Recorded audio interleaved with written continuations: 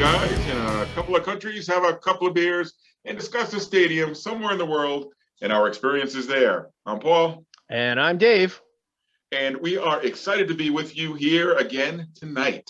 Before we get started, please make sure to subscribe to the Stadium Journey YouTube channel, where you can find this and all our other back catalog of Obstructed View podcasts, as well as all our other great stuff. When you're there, like the video, leave a comment. And as always, the official Stadium Journey review of today's venue can be found at stadiumjourney.com, or the link can be found in the comments below. So let's get rolling. Dave, what are you drinking today? Okay, drinking a very unique one. So when the boss brings home beer and says, you should use this in your next video, you do it. So I know how that goes, yes. This one is special because it is actually from my boss's work. And no, the boss is not a brewmaster. She's an accountant. But this was a beer made by Alora Brewery, especially for her company, called M&P Bottom Line American Lager. And Alora is just not too far from here, close to Guelph. So, special local beer from the boss. Beautiful. My beer is not from my boss, but it is local. So from the town of Bridgewater, I am sampling a beer from the Black Hat Brew Works in Bridgewater, Massachusetts, and I am drinking the Bridgewater Blonde Ale, one of their more popular brews. So if you were visiting today's destination, we might be drinking a Bunker Hill Blueberry Ale from the Boston Beer Works, because today we are talking about Fenway Park, the home of the Boston Red Sox. And before we dive in, let's take a look at the Stadium Vitals.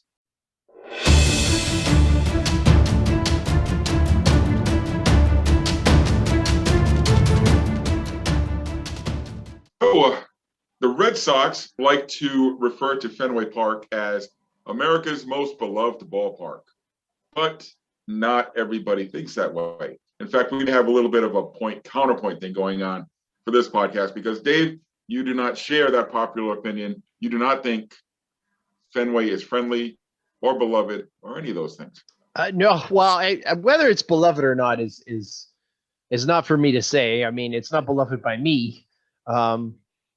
But, I get it. I understand, the history of it, 1912, and it's not too different from what it was back then.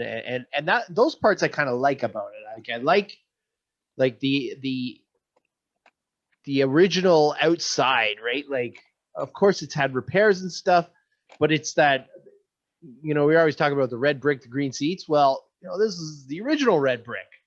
Right. And it looks like the original red brick. It's not, I think some of those other spots are trying to look old when they do the red brick, and it just doesn't work. It's just too, spiffy. But yeah, I mean, for me, I really had a hard time with it. I mean, first off, it took me forever to buy seats because, and maybe this is the first point, and I don't even think you can disagree with this. It's not a cheap proposition. Fenway is one of the most expensive ballpark experiences you're going to have. And, at a small capacity, 37,000 or whatever it is. I get that. But I knew that there were posts, and I was deathly afraid of being behind a post. So it's a bit of an adventure, right? Where you're trying to not pay $100 a ticket and also ensure that you're not behind a post. Now, we were past the pesky pole, I guess. We were in right field, which you had said was probably the worst seats there are. Because you're really, like, if you're going to sit situated, which in the direction of your seats, you're going to look at the Green Monster. Right. And the game isn't played out there, first and foremost. So, I mean, that's that's kind of the biggest thing right off the top, is that it's expensive and it's really hard to get those perfect seats. We weren't going to be like regulars, we were probably going to go once, maybe twice if we ever go back. I don't know. So that's kind of where it started for me. Your points are all correct. There are a lot of lousy seats at Fenway Park for a park that only has 37,000 of them. You think more of them would be really good, and the good ones are there. You're going to pay for them though.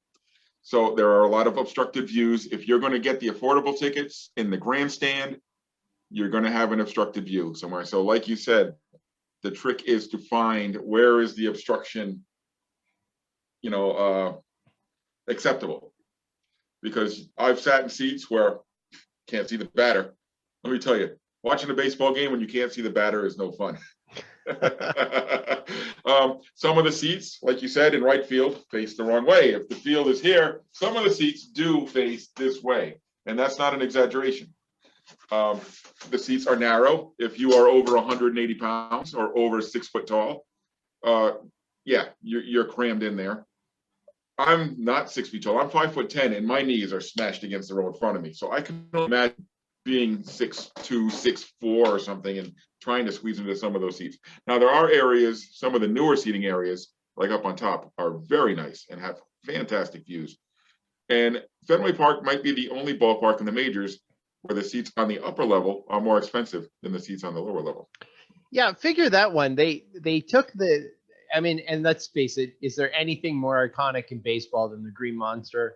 I would argue that it's even more iconic than like the ivy on the walls at Wrigley. And I remember as a kid, there was nothing on top of the Green Monster. Well, I tell you, Dave, being a kid who grew up in New England, we used to always say, how cool would it be to just sit up on top of the Green Monster? And back when I was growing up in the 70s and the 80s, only thing up there was a net. We're like, yeah, we'll climb the ladder and just sit up there with a net. And that's funny because nobody, like, to give you a counterpoint, nobody in Toronto is saying like, how cool would it be to sit up right beside that hotel? Like, they're just not great seats. Yeah. They're not. But because it's on the Green Monster, and I don't know how many are there. There's not that many. It's definitely scarcity involved. 400 or 500. Yeah. So. And I tell you, those are the most overrated seats in the place. Unless you're in the front row, you can't see left field. Right. So I got standing room up there one game, and so glad I did. And whenever I'm there for Stadium Journey, I will take a walk up there and flash my press pass and go up, snap a couple of pictures. Yeah. But it's not the best place to go catch a game. It's cool to be up there for batting practice because it's like balls coming at you every couple of seconds. That's pretty cool. But yeah, it's an experience. You're going up there for the experience. You're not going up there for they're not uncomfortable, but you're not going up there for the fantastic view. I would say that one of the things I really like about Fenway is just the shape. It's so bizarre. Like the field shape it's just strange, yeah. Right? You got what, 310 down the lines, 302, I think, in right, isn't it? Well, actually, it is marked at 310 down the left field line.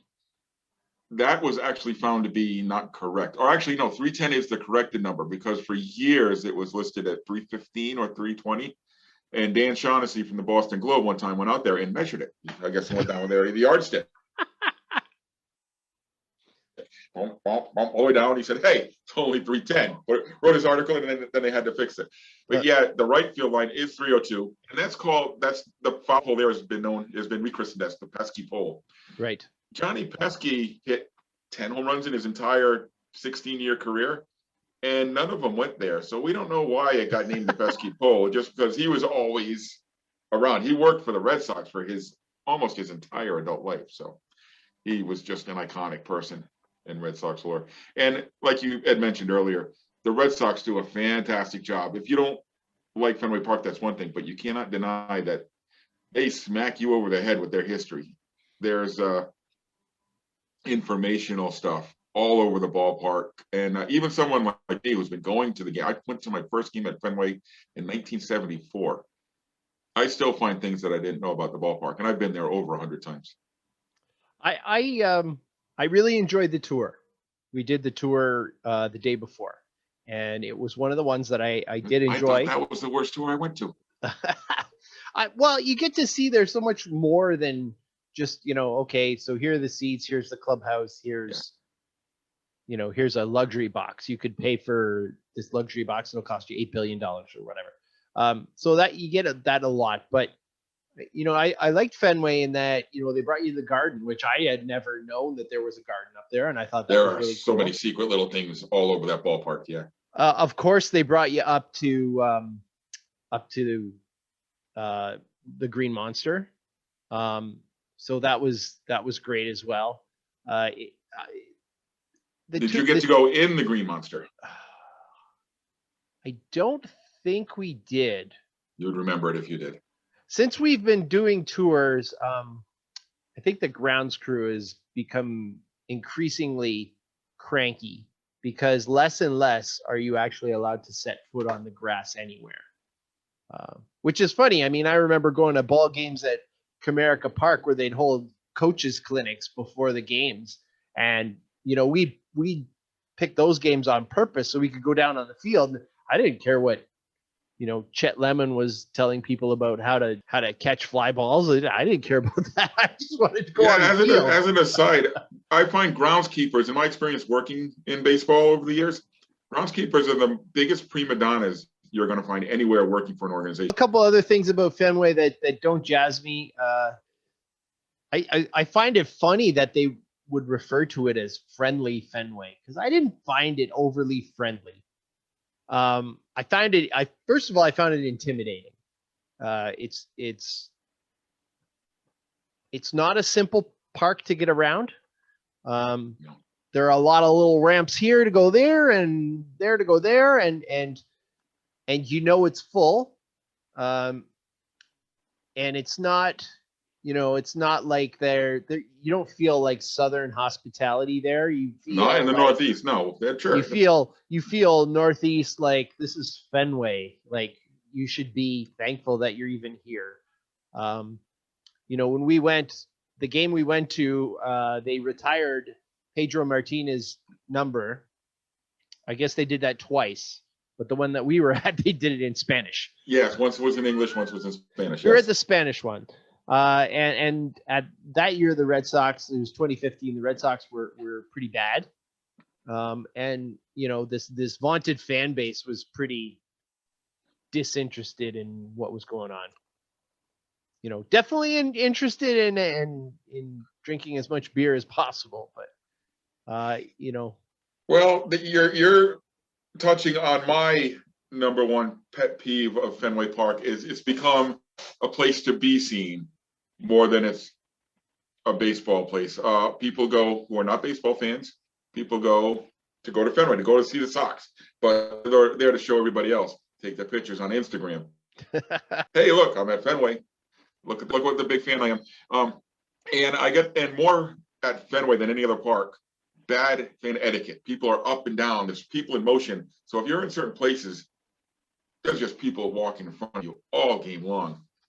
I'm convinced that there are people who go to Fenway and don't sit down for the entire 9 innings. That they're just wandering around, talking to people and stuff. Yeah. And I found that actually when we were there, and when you're in those right field seats and you got to crane your neck, you're looking through a whole whack of people. And I'm not I don't have the greatest attention span at a ball game. I will find myself suddenly people watching. And when there's that much activity up and down, up and down, up and down, I'm like, what the heck? What's going on? So yeah, that part I didn't care for. If you are a public transit person, it's great to get to. When I do a review for a ballpark, I want to see, when it comes to accessibility, I want to see both. I want to see being able to get there with the car, not terribly difficult. I want to be able to see getting there with public transit. Well, Fenway may be the I'm one sure ballpark. You're an expert and you can find, and all the little spots, but if you are not like Boston is probably one of the worst cities to drive in at all, right? Like, Yes. it's right up there with New York. Driving in Los Angeles itself isn't bad. The highways are bad, but like in the city isn't too Right. bad. But yeah, like, man, driving in Boston is just so rough. So, Well, I tell you, everybody in New England has their own secret shortcut how to get to Fenway, and their own secret spot where it's the best place to park. And I'll tell you, they're all full of crap. There is no good way to get to Fenway. There is no great parking spot. Actually, my dad had a great parking spot with his ex-wife because she had a handicap plate. So they could park right on Jersey Street, less than a block away from the ballpark. That was the perfect place to park. Other than that, you're fighting the masses. So you got to tell me, like you just mentioned, Jersey Street, which is changed from Yawkey Way, and we talked a little bit about this before. What is Fenway? Where does Fenway come from? Okay, so we'll start with Jersey Street. A few years back, the street that runs along what would be, I think, the first base side of the field was rechristened Yawkey Way in honor of the longtime owners, Tom and Jean Yawkey. It's actually behind the plate. Yeah, I'm not sure exactly which way the field goes, but anyway, they own the team from the 40s all the way up to the 90s, maybe 2000s even. Even after they died, they still own the team. Yeah, Tom passed in the 80s, and Gene, I think, passed around 2000, give or take. But they had named Jersey Street, which runs only a couple blocks long. They rechristened that section of it as Yawkey Way. Now, when the new ownership came about, and as different things have come out over the years, it turns out that Tom Yawkey, while he did a lot of great things, the Jimmy Fund is synonymous with the Red Sox. I don't know if there's another charity that is so much entwined with a professional team as the Jimmy Fund and the Red Sox. He has raised, if not millions, he has raised billions for different charities all over the city and done so many great things for the city. But no one is all good, no one is all bad. We're all complex human beings. Tom Yawkey was also an incredible racist. The Red Sox had the chance to be the first ones to sign a number of black players back in the day. You know, there's stories about Jackie Robinson getting a tryout and getting pushed off the field or heckled off the field, Willie Mays, all kinds of different players from that era. And the movement came that we don't want to honor this racist man in the city of Boston with a street in his name. So they petitioned and changed the name back to Jersey Street, which was its original name. All right, so what does Fenway mean? Okay, Fenway is the neighborhood that the ballpark is located in. Fens, the word fens, F-E-N-S, is a name for a marshy patch of land. Okay, so there's what you would call a swamp, there's what you would call a marsh, there's what you would call a fens. Now the difference is in the acidity of the water. So one has acidic water, one has basic water. That's the difference between a fens and a swamp. And so the ballpark is located in the neighborhood called the Back Bay Fens. And if you walk 2 blocks, 3 blocks from the stadium, you will be in the fens. That's where Fenway comes from. So Fenway Park built on a swamp. Yep, the whole neighborhood is. Yep. There you go. You learned it here. Actually, most of Boston is reclaimed land. Most of Boston is filled land. They filled in the Boston Harbor. If you look at an old map from when the colonial days, Boston was this little nub with a little isthmus that went here, and they filled everything in. So most of what you see in Boston was once water.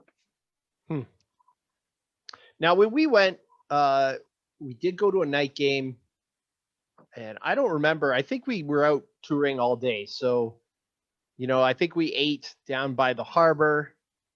So we didn't really do the concessions much. We didn't find a place around the neighborhood, so you saved some. Yeah, probably saved some money. Yeah.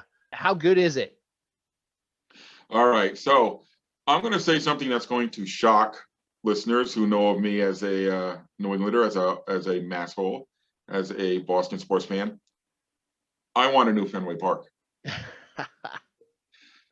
But your question was more about the neighborhood. Now, longtime fans, old farts like myself, can remember when Fenway was loaded with wonderful, wonderful dive bars.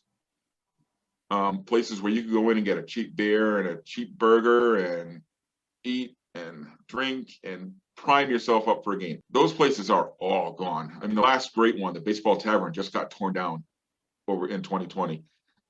Baseball Tavern was legendary for chicken wings and a nice cold Budweiser or something. Even though I don't like to drink Budweiser, Baseball Tavern was a place where you would drink a Budweiser. You know,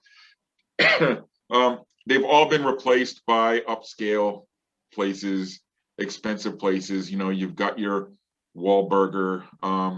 There's some brew pubs. The Game On, which actually, when I was a kid, underneath Fenway Park was a bowling alley. You could go bowling. That's cool. But now it's been converted into this restaurant, Game On, which is just crazy expensive. And Lansdowne Street, which was all dive bars and nightclubs, and all the kids from the colleges would congregate down on Lansdowne Street. And you could see some interesting things. I mean, you could be a real dirty old man on Lansdowne Street back in the day, just watching the people go by. Now it's all upscale clubs. So for those of us who like, you know, the dive bar atmosphere, the neighborhood, gritty neighborhood feel, it's gone.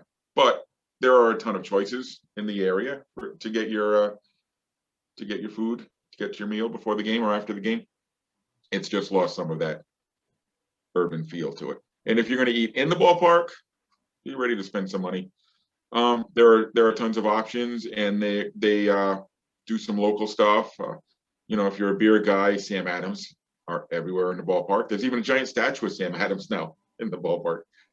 So what I like to eat when I go there, I don't usually eat when I go to Fenway. It's too expensive. I'll get what I consider the best bargain in the place. I'll get a giant souvenir cup for $7.50 and refill it 3 times during the game for free. Yeah, Fenway is built for the casual fan. There's tons of stuff to do.